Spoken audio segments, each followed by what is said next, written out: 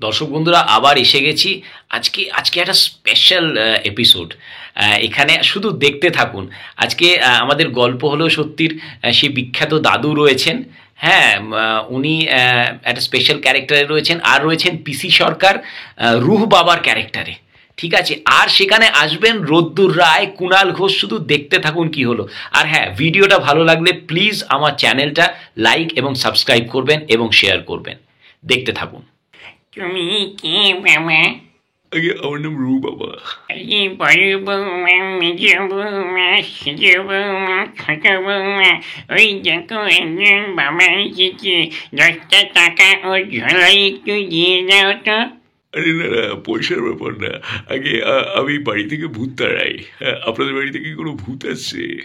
না, আমার তোমাকে জানিয়ে রাখি যে আমাদের বাড়িতে কোনো ভূত নেই। ও আচ্ছা, ভূত নেই, তাহলে কি পেত্নী আছে? পেতনি আছে, কিন্তু সে এখন নাতিকে স্কুলে দিতে গেছে। তা তুমি ভূত তাড়াও কিভাবে? ওই আসলে ভূত এলে আমি ভূতকে একটা টোটকা দিই আর ভূত ঘুমিয়ে পড়ে।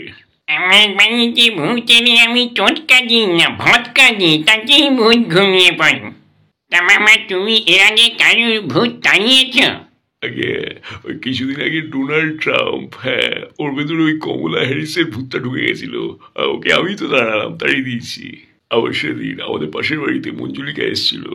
বলছে আমি ভূত হয়ে ঢুকবো ওদের কারণে না, শরীরের ভেতর। আমি বললাম না, আধার কার্ড কোথায়? আধার কার্ড দেখাতে পারছে না। আমি বললাম ঠিক আছে, আমার শরীরে ঢুকে যা।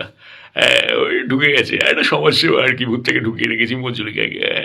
10,000 টাকা দেয় মাসে মাসে। হ্যাঁ হ্যাঁ হ্যাঁ, ওই সেদিন আমার ওই লিভারটা নিয়ে টানাটানি করছিল। হ্যাঁ হ্যাঁ, বলছে ফ্যাটি লিভার। হ্যাঁ হ্যাঁ হ্যাঁ। ইদানিং কারোর বাড়ি থেকে ভূত তাড়িয়েছ? রিসেন্টলি তো একটা কেস হয়ে গেছে আমার পাশের বাড়ি। হ্যাঁ, ওই একটা ছেলে আমাকে ডেকেছে। বলছে ও বাথরুমে যাচ্ছে, মানে দিনে 10 বার করে যখন বাথরুমে যাচ্ছে, বাথরুমে গিয়ে দেখছে ভূত ওকে অ্যাটাক করছে। হ্যাঁ, যতবার বাথরুমে যাচ্ছে তখন ভূত দাঁড়িয়ে আছে বাথরুমে। কি কেলেঙ্কারি কাণ্ড! কিছু মনে করো না বাবা, ওটা ভূতে ধরেছে না, ওটা ওকে মুতে ধরেছে।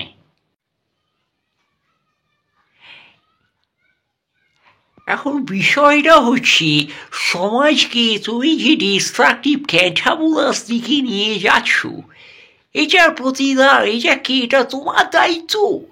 কি চাও তুমি? সমাজকে তুমি কোন স্তরে নিয়ে গেছো?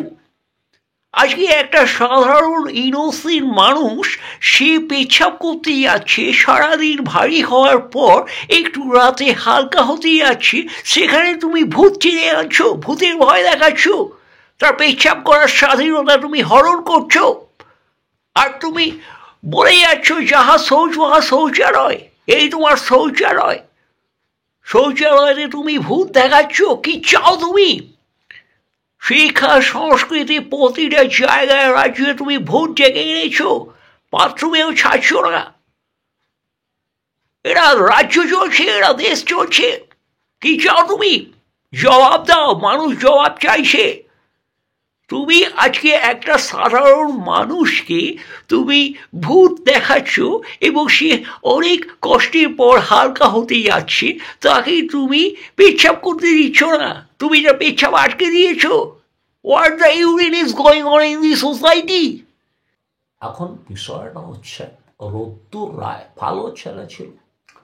সে বলছে শিক্ষা এবং সংস্কৃতির কথা, ভালো লাগছে শুনে। আজকে রোদ্দুর রায় বলছে সব জায়গা দখল হয়ে গেছে, রাজ্যটাকে ভূতে ধরে নিয়েছে। আরে কে বলছে এসব কথা? এই রোদ্দুর রায়। এ আজকে আরেকজনকে সরিয়ে দিয়ে তার জায়গা দখল নিয়েছে। আপনারা জানেন যে অমল কান্তি, সে ওই রোদ্দুর হতে চেয়েছিল, কিন্তু ছলে বলে কৌশলে এই রোদ্দুর রায় তাকে সরিয়ে দিয়ে তার জায়গা দখল করেছে। সে বলছে বড় বড় কথা। আজকে রোদ্দুর রায়কে কে জায়গা দিল?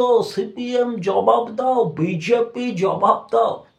অতএব বিষয়টা হচ্ছে, এই রোদ্দুর রায়ের এইসব কথা মানায় না।